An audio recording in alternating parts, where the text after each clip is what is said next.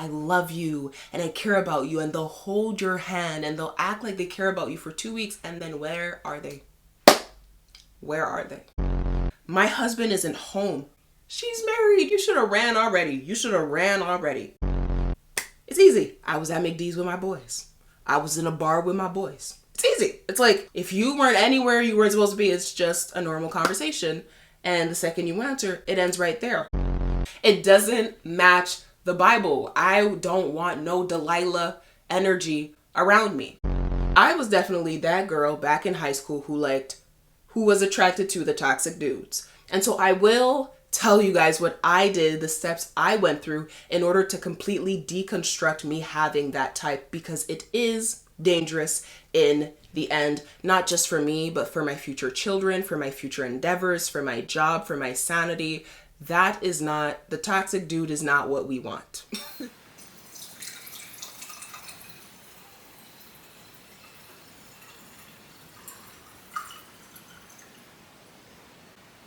Bad boys be cute. It's true, they be cute. The way they're displayed in movies, they look good, they're cute, they got the chain, they got the earrings, they be looking cute. It's true.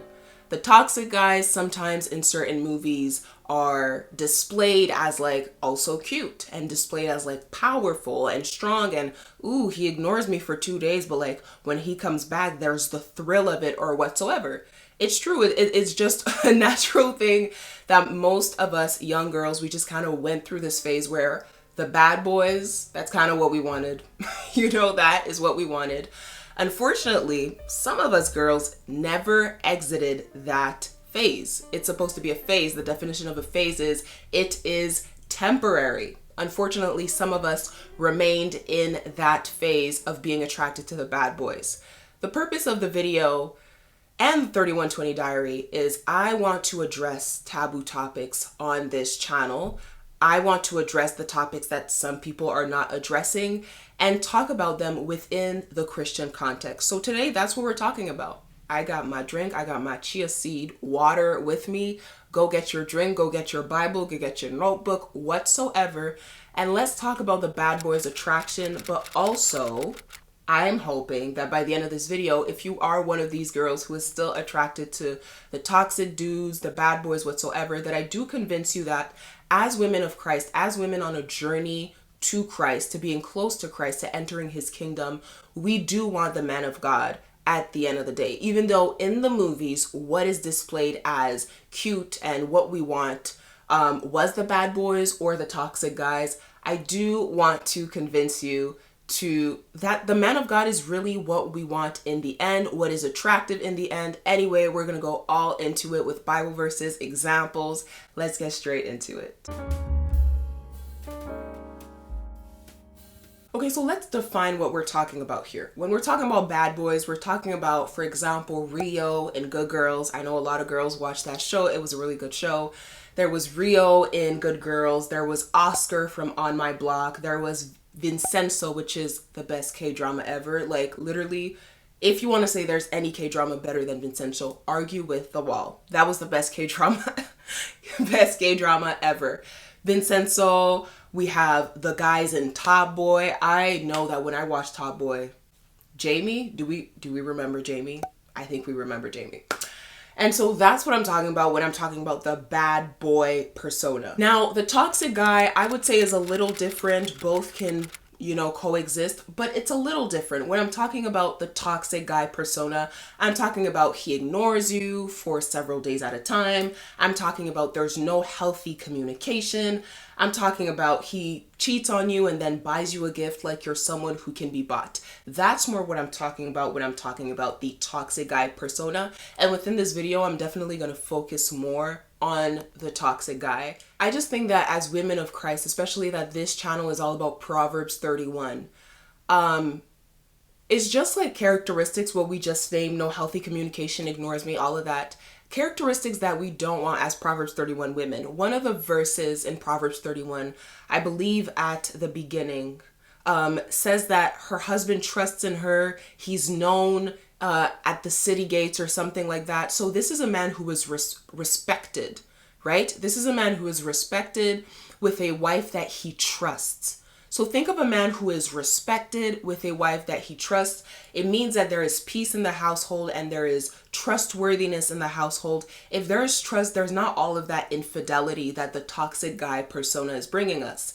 If there is trust and peace, there is not all that the quote unquote bad boy can bring us. You think of the bad boy persona that is attractive to us sometimes, but the bad boy, like, sometimes he's a drug dealer, sometimes he's a drug dealer doing things in the street. I never know if you're safe. I don't know if you're still alive. And then sometimes whoever you're, in a street fight with right now can bring his frustration onto me so that he can hurt you, or onto my child so that he can hurt you. So the Proverbs 31 passage that talks about who her husband is and who she is and the peace that there is in her household does not match that persona. And we therefore cannot go to that if we want to be Proverbs 31 women. I also find that the attraction to that, like the toxic guy persona specifically, it's temporary enjoyment. It's temporary enjoyment. But it's one of those things when if you stay with it for too long, it doesn't benefit you at all. Think about alcohol. We can think about alcohol. It's like, okay, I'm drinking this rosé or this wine or this Bailey's, and it's really, really good. But if I drink too much of it, then I'm drunk. And then if I'm drunk, I'm acting in a way that I never act. I'm saying things that I never say. I am just someone I am not. And the next day I regret what I said. I regret what I did. So it's like too much of some of these things is why the Bible restricts us on those things. That's why the Bible tells us to not get drunk, because God knows the effects of those things. And this is just one of those things too, where it's like, okay, the toxic dude or whatever you call the bad boy, okay, for a week or two, it's going to be all fun and games and everything. And then he ghosts you. He ignores you. There's no more communication. I don't know where you're at. There's no more trust. I don't trust you. I'm always asking for your phone because I need to check your Instagram and all of that. Oh my gosh. That is honestly, it's so much energy. It is so much energy. So we're going to go into the Bible a lot today and just kind of see all the Bible that talks to us about the impact and the effect of choosing the wrong partner.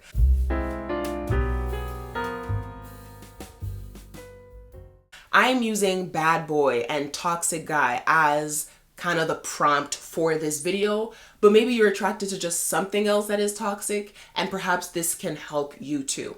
So one of the top stories that we know in the Bible of someone being deceived because they are in a relationship or just having some sort of connection with the wrong person is the story of Samson. I'm going to be reading from the NIRV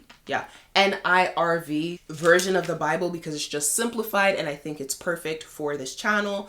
But I'm going to be reading in Judges 16 verses 4 to 22, just so we can read the story of Samson, just to give some background context. Samson is basically, he's like a really strong guy, and all of his strength comes from his hair.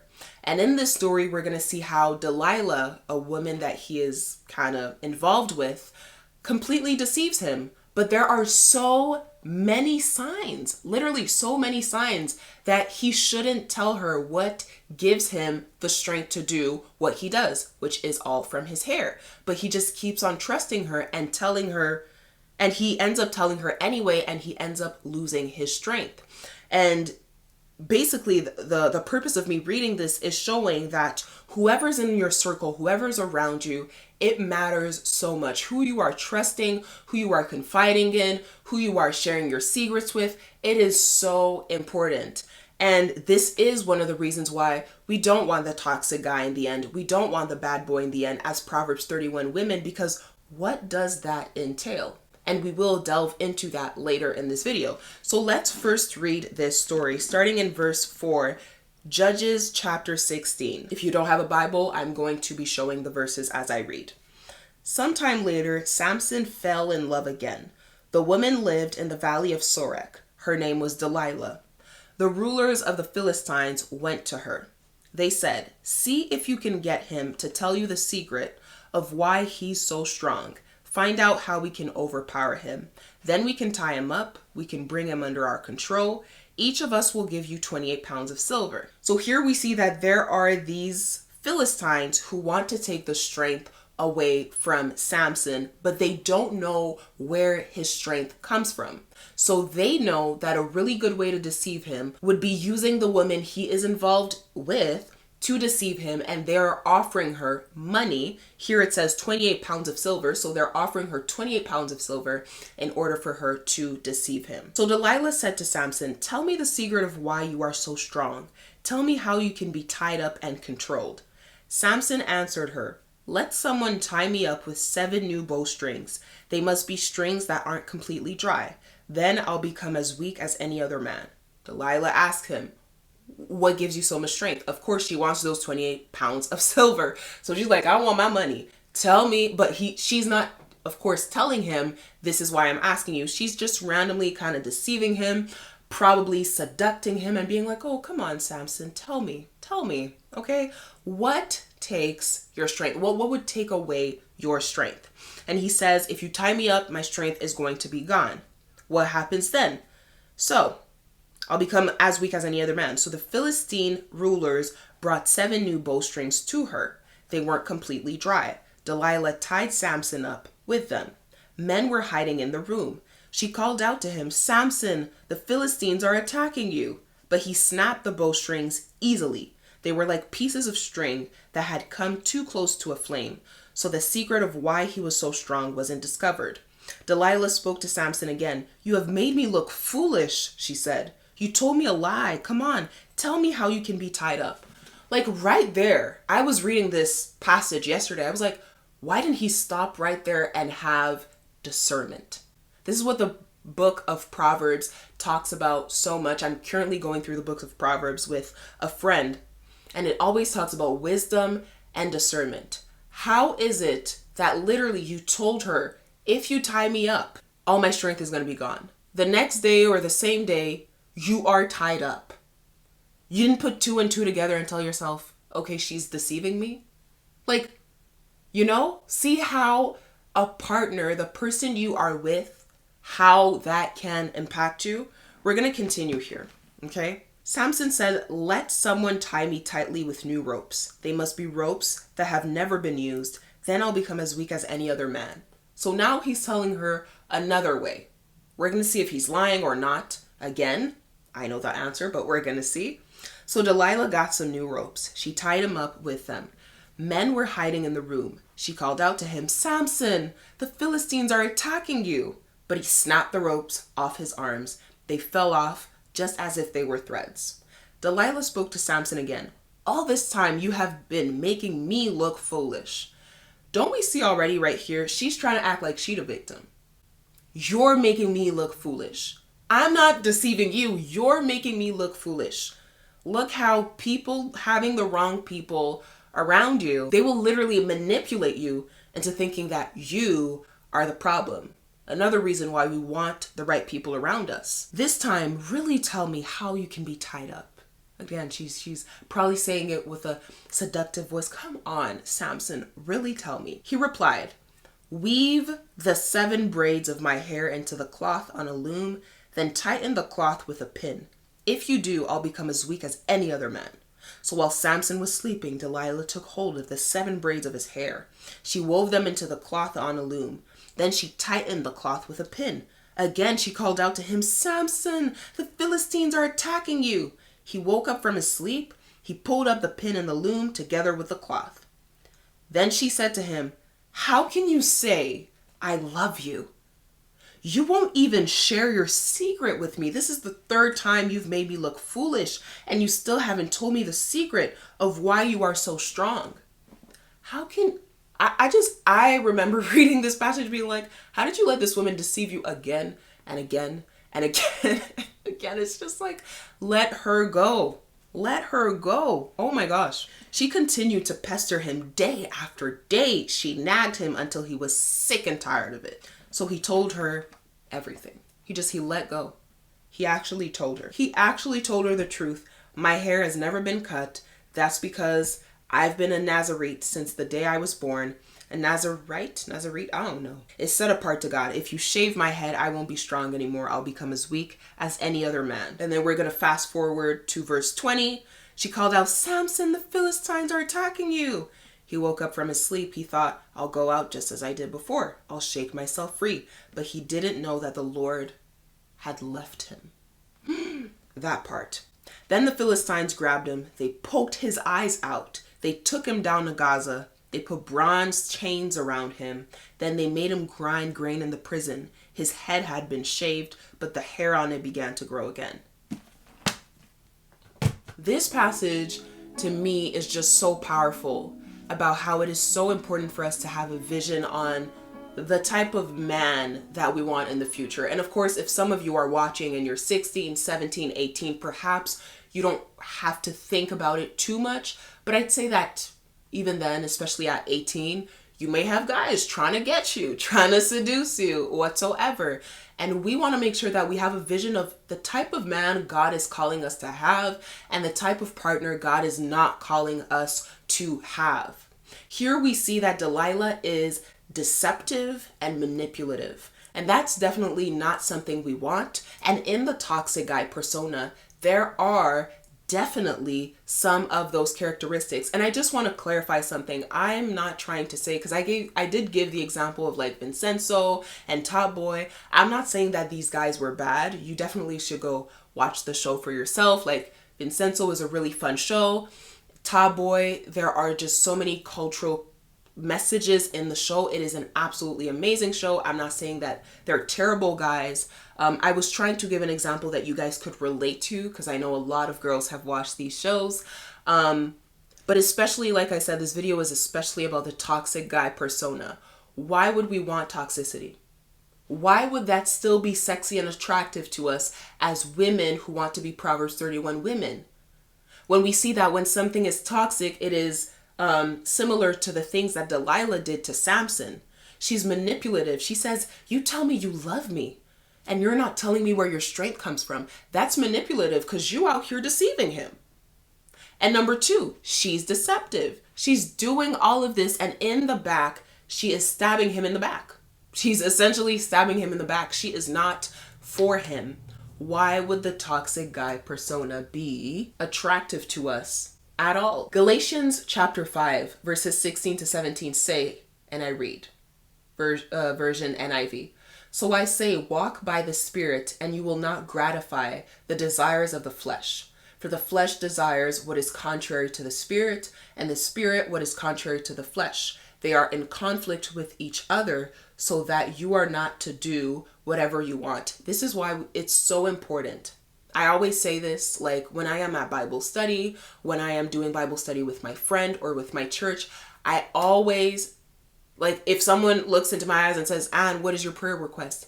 Pray I be anchored to God. It's like always my prayer. I just feel like if the prayer is, may Anne be anchored to God, everything falls into place.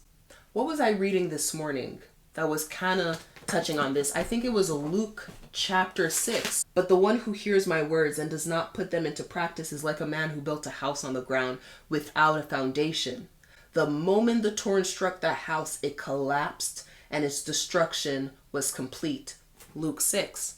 What is your foundation? Are you walking by the Spirit or by the flesh? Because yes, our flesh as girls, as young girls in our early 20s, maybe even 18, our flesh is like toxic, bad boy. Something interesting about that. Like let's just be honest. Let's not be fake today. There is something attractive about it when we are young for some reason that I no longer understand. However, this is all about 3120. Girls in our 20s. Girls in their 20s becoming Proverbs 31 women. And if we want to be the woman with the characteristics of Proverbs 31, we need to want something better for ourselves. I'm going to be reading in Proverbs 7 just for a moment before we move forward. That talks about, again, the impact of walking in the way of the wayward, just like person. And so Proverbs 7, we're going to start with verse 8 to 27. And the title of this passage is A Warning Against a Woman Who Commits Adultery. So, verse 8. He went down the street near that sinful woman's corner. He walked toward her. The sun had gone down, and the day was fading. The darkness of night was falling. A woman came out to meet him. She was dressed like a prostitute and had a clever plan. She was wild and pushy. She never stayed home. Sometimes she's in the streets. Sometimes she's at other places. At every corner she waits. She took hold of the young man and kissed him. With a bold face, she spoke to him and said, "Today I offered what I promised I would. At home I have meat left over from my fellowship offering. So I came out to you. I looked for you and have found you. I've covered my bed with colored sheets from Egypt. I've perfumed my bed with spices. I used myrrh, aloes, and cinnamon." She is trying to seduce him into coming into her house. "Let's enjoy ourselves by sleeping together." She's bold. "My husband isn't home." She's married. You should have ran already. He's gone on a long journey. He took his bag full of money. He won't be home for several days. She led him astray with her clever words. She charmed him with her smooth talk. We can stop right there. Clever words, smooth talk. Again, another reason to continuously pray for discernment, because the toxic guy persona will attract. Think about one toxic dude that you might have been attracted to back in high school. They always had these clever words, right? The seductive words. Look into your eyes and they say, "I love you and I care about you," and they'll hold your hand and they'll act like they care about you for 2 weeks, and then where are they? Where are they? The words don't match the actions. This is where, as women of God, we want to be in our word all the time. And we want to be praying for discernment. The discernment to know when a man is sincere with his words to us, and the discernment to know when a man is just trying to write a poem out loud. And we don't got time for that. When we read the Proverbs 31 passage, which we did last week, we read, or 2 weeks ago, we read that this woman is busy. She ain't got no time for all that foolishness. We don't have time for that foolishness. We don't. Her characteristics are hardworking, disciplined. She's up before the sun is up. So we don't have time to be deceived by seductive words, which is why I really, really encourage any woman to read the whole book of Proverbs. It talks so much about wisdom. It talks a lot about the adulterous woman, but it can be seen, you can flip it. There's adulterous men. You can flip it just to not be deceived. So now we're going to go into God's vision for us in marriage. And again, I know the question may be, "Anne, you're 20, you're single. Why are you talking about this? Why are you talking about relationships? Why are you talking about attraction?" Because we're girls. That's why. We're girls. It is so natural for us to have a type. It is so, when you had girlfriends back when you were 18, 17, 16, you had a lot of girlfriends, and we used to talk about the dudes that we were attracted to. And there was always just some of these seriously toxic characteristics. And the purpose of this video is for us to step out of what was supposed to be just a phase. We are now in our 20s. It was supposed to be just a phase. It is time for us to want different.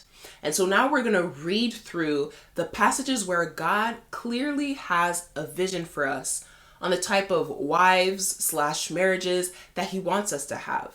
And in our season of singleness, we need to already have a vision of what we will allow as even an option and what we won't allow as even an option. That's why I'm doing this. Proverbs 31. Let's start with the whole, the main book of our channel. Proverbs 31, verses 10 to 12. A wife of noble character, who can find? She is worth far more than rubies. Her husband has full confidence in her and lacks nothing of value. She brings him good, not harm, all the days of her life. When I read this verse, which I have multiple times, of course, because of this channel, just studying the passage for this channel, I just feel peace. There is just so much peace in this passage. He trusts her. He has full confidence in her. He lacks nothing of value. She brings him good, all the days of her life, just every single day she shows up as a wife who brings him good. I just think to myself, there is so much peace in that. Can we have that peace with a toxic guy persona? I think not. Another passage, which is the top Christian passage about marriage that I don't want to delve into because I'm still learning what this passage means. But there is a purpose in me reading this, so we're just going to read this quickly. There's Ephesians 5, verses 22 to 33, that says, "Wives, submit yourselves to your own husbands as you do to the Lord. For the husband is the head of the wife, as Christ is the head of the church, his body, of which he is the Savior. Now as the church submits to Christ, so also wives should submit to their husbands in everything. Husbands, love your wives just as Christ loved the church and gave himself up for her to make her holy, cleansing her by the washing with water through the word, and to present her to himself as a radiant church, without stain or wrinkle or any other blemish, but holy and blameless. In this same way, husbands ought to love their wives as their own bodies. He who loves his wife loves himself. After all, no one ever hated their own body, but they feed and care for their body, just as Christ does the church, for we are members of his body. For this reason, a man will leave his father and mother and be united to his wife, and the two will become one flesh. This is a profound mystery, but I am talking about Christ and the church. However, each one of you also must love his wife as he loves himself, and the wife must respect her husband." Again, this is a passage that I'm really learning to understand. Wives, submit to your husbands and everything, and it's confusing to me. But what we definitely see here is a yin and yang. That the husband has a certain role and the wife has a certain role, and somehow within their roles, they come together and create a perfect unity. So again, we see here that the biblical vision of relationship, of marriage, is something where there is unity. And here it feels like there is structure as well. And when there is structure, there is peace. Do we have that sort of peace with our toxic guy persona? We're going to read two more before I share what the attitudes we should look forward to and how to change our type. Because I was definitely that girl back in high school who was attracted to the toxic dudes. The dudes who don't talk to you for 2 weeks and then pull back up. The dudes who it's like, you like me, but also every time I'm around you, you're hiding your phone. I was there. But again, it's supposed to be a phase. It is not supposed to be something that as women who want to become women of Christ, that we are attracted to. And so I will tell you guys what I did, the steps I went through in order to completely deconstruct me having that type, because it is dangerous in the end, not just for me, but for my future children, for my future endeavors, for my job, for my sanity. The toxic dude is not what we want. So two more passages here. Romans chapter 12, verses 9 to 10. Version NIV. Love must be sincere. Hate what is evil. Cling to what is good. Be devoted to one another in love. Honor one another above yourselves. That part. Be devoted to one another in love. Is the toxic guy devoted? Because when we talk about the toxic guy, again, we're talking about he ignores you. Maybe he says mean things to you and then nice things to you the next day. Maybe he's manipulative. That's what toxicity is. Is that someone you can be devoted with in love? Can we honor each other? And the last one, 1 Timothy chapter 3, verse 2. Now the overseer is to be above reproach, faithful to his wife, temperate, self-controlled, respectable, hospitable, able to teach. Does the toxic guy have those characteristics? I think not. He's definitely not temperate. He's definitely not self-controlled, because if he's toxic, maybe we're even talking about infidelity here. So he's not faithful. He's not respectable. No, there's none of these characteristics. So I really, as women of God, And I know this is a taboo topic. It can be an awkward topic to kind of admit that this is a type we either had or are still in this phase. I know it can be taboo, but it's super important to address. This is why I really wanted to address this topic, and I will be addressing other topics that may be awkward to address multiple times on this channel. And definitely comment below if there are any specific topics that you guys want to hear from me. But I want us to go from the dude who is toxic, tells me he loves me, but the actions don't match, manipulates me into doing things for him because otherwise I don't love him. I want us to go from that to man of God. 1 Corinthians chapter 7, verses 3 to 5. A husband should satisfy his wife's needs, and a wife should satisfy her husband's needs. The wife's body does not belong only to her. It also belongs to her husband. In the same way, the husband's body does not belong only to him. It also belongs to his wife. You shouldn't stop giving yourselves to each other. You might possibly do this when you both agree to it, and you should only agree to it to give yourselves time to pray. Then you should come together again. In that way, Satan will not tempt you when you can't control yourselves. Again, you shouldn't stop giving yourselves to each other. And then we talk about temptation at last. So here we want a man of God, right? Number one, we want a man of God. We want a man that, like, I give myself to you, you give yourself to me, yin and yang. Again, there is a biblical unity going on. That means that I'm not just out here being loving, toxic guy persona. I'm not just out here being loving and you're like acting like you hate me, and some days you act like you love me and you're being manipulative. No, we complete each other. We complement each other, loving and loving, kindness and kindness. I pray for you, you pray for me. We are in a biblical, beautiful unity. I don't know why that would not be attractive to us. Perhaps Ephesians 5 is calling us to seek for someone who can lead in some way, someone who is loving. 1 Corinthians, what passage is it again? Like, love is patient, love is kind, all these things. That's not just in a man, but also in our friendships. Are our friends kind? Do you have friends who are continuously bullying you and then manipulating you into thinking that you're the one who's too sensitive? That's in all relationships, right? We are called to look for someone who is not selfish or doesn't just like focus on themselves. Genesis says that the two become one flesh. Are you willing to become this biblical unity with me?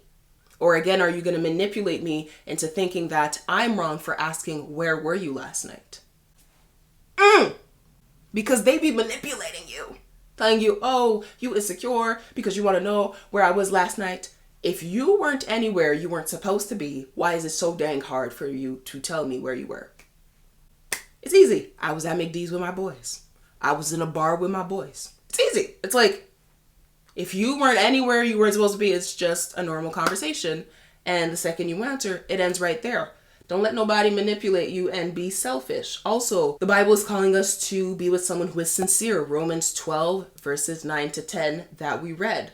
We also have 1 Timothy 3:2, faithful to his wife, temperate, self-controlled, respectable, hospitable, able to teach. So now, ladies who are watching, listening, who still got this type for the toxic dude, and you're like, you know what, Anne, you convinced me. The Bible passages convinced me. I want something other. I want to exit the phase that I now can admit is just me liking toxic guys. And I can see now that as someone who want to be a Proverbs 31 woman, I don't want that around me. I don't want that for my children. I don't want that for me, for my endeavors. I want the man of God. But Anne, what do I do? What are the steps? Because exiting doesn't happen overnight. No, it doesn't. Trust, it doesn't. Well, I've been there too, okay? I've been there. I know a lot of girls who've been there. To be honest, I don't know any girl. I've never met a girl who hasn't been there. But this whole channel, the whole reason why you're subscribed to this channel, the whole reason why you're watching this video is because you too, like me, are on a journey to becoming a woman of Christ. Specifically for this channel, we want to become Proverbs 31 women. And as we know, Becoming a Proverbs 31 wife and mother does not happen overnight. It doesn't just happen from the night that you're not a mom to the night that you are, or from the night that you got no ring on your finger to the night that he proposes. The characteristics of a Proverbs 31 woman are characteristics we can start growing today. And so the steps that I took to just stop having this type and this attraction to the toxic persona, the first thing is acknowledgement. And that's not just in terms of your type, that is for everything, literally any problem. The first step for each and one of us is to acknowledge that there is a problem. If we don't acknowledge there's a problem, we're not going to fix any problem. If I'm speaking to you guys right now and I can't see that there is something in between my teeth, then I can't take out the thing that's in between my teeth because I am not even aware that there's a problem. So that's the first step. And when you acknowledge that there's a problem, write down and think about why it's a problem. I knew in my life that was just not what I wanted. The dude who ignores me, manipulates me, deceives me, that is just not what I wanted. But even further, as someone who's been really delving into the Word of God, it just doesn't match the Word of God. It doesn't match the Bible. I don't want no Delilah energy around me. So acknowledge it and tell yourself why it's a problem. Because if we just say, yeah, it's a problem, we know it's a problem, okay. But we're going to change knowing why it's a problem. The second thing is you need to want help from God. There's this girl who used to be my faith study leader who used to often say, Jesus is a gentleman. She used to say God is a gentleman, and that's so true. He's a gentleman. He's not going to impose his presence where he is not wanted. There is this story in the book of Matthew where Jesus sends his disciples to go to go tell people about God or something like that. Anyways, they need to go to people's homes and say stuff. And he tells his disciples, if you are not welcome at someone's house, leave that house. Take the dust off your feet, like wipe your feet or something like that, and go to the next house. Jesus is a gentleman. So if you do not want the help of God, you will not receive the help of God. So you need to ask God for help. This is where humility comes in. Never think that you can fix things on your own. The way that things are healed and processed and fixed properly is through the love of Christ. Third thing is prayer. And the fourth thing is consistency of prayer. We've talked about this in episode, I believe, 2, maybe episode 1. I gave you guys this example in the book of Matthew where this woman brings to Jesus her daughter who is demon possessed. And she asked Jesus 3 times to do something for her daughter before Jesus finally says, your faith healed you. Sometimes you're going to have to pray multiple times. You're going to have to ask God the same thing multiple times. And yes, that is annoying. Our flesh is so impatient. So you're not just going to have to pray, number 3, but number 4, you're going to have to be consistent with Christ, consistent in your prayer. From there, the 5th and most beautiful step is to be anchored to God. Right? You've acknowledged the problem. I have a problem. I'm attracted to these toxic dudes. You've acknowledged it. You've asked the help of God. You've prayed. By now, he's helping you already. You've asked his help. You're praying. You're being consistent in prayer. You're showing him, God, I'm very serious about this. And I also want to be anchored to you. Why be anchored to God? Because like we said earlier in this video, Jesus needs to be the foundation to everything. Like, if he is not the foundation in one thing in your life, you will literally see the instability in everything else. I currently have this camera on a tripod. The camera quality is pretty good. I look pretty good. The Bible in the back looks good. The color looks good. Everything is edited. My friend who's a photographer had fixed it for me. Everything is beautiful. However, if the camera is not properly balanced and almost perfectly straight, we will see that and feel that throughout the video because that is the foundation. It's in the same way that if Jesus is not the foundation in your life, you will feel that. And so that's why the last step is being anchored to God. What does your circle of friends look like? You want God's help to no longer be attracted to toxic dudes, but are you attracted to toxic friends? Because otherwise, then the element of toxicity will still be in your life. So you need to be anchored to God and have him as your foundation in all things. What does your playlist look like? What do they look like? What is the content that you consume? What are the types of conversations you have with people? Are you continuously gossiping, or are you elevating people up? When someone pisses you off and annoys you, is your first reaction to judge them or to pray for them?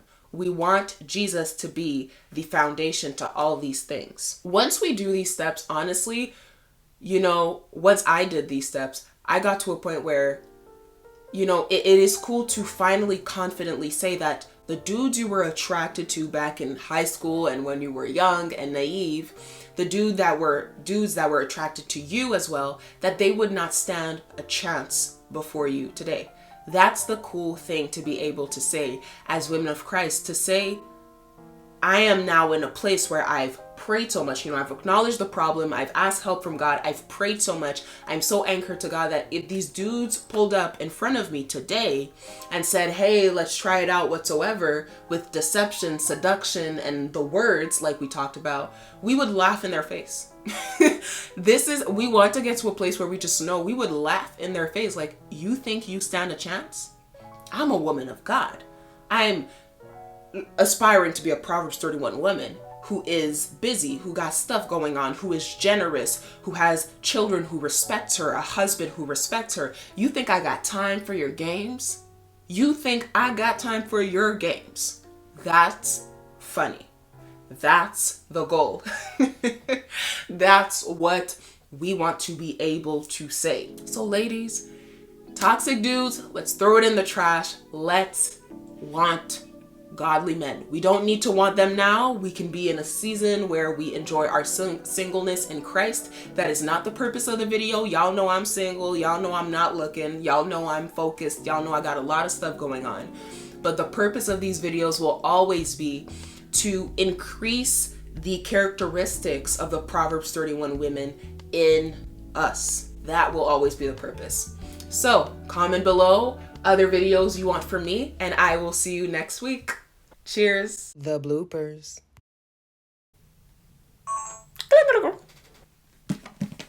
I'm just gonna go to it. This is the 1 Corinthians banger. Love don't love like that. This is the 1 Corinthians banger. Okay, no, actually, I'm looking for 1 Corinthians. Wow, this is much more complicated than it needs to be.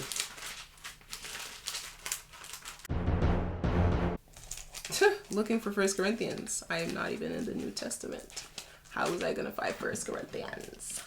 1 Corinthians. Where's the 1 Corinthians? 1 Corinthians. 1 Corinthians.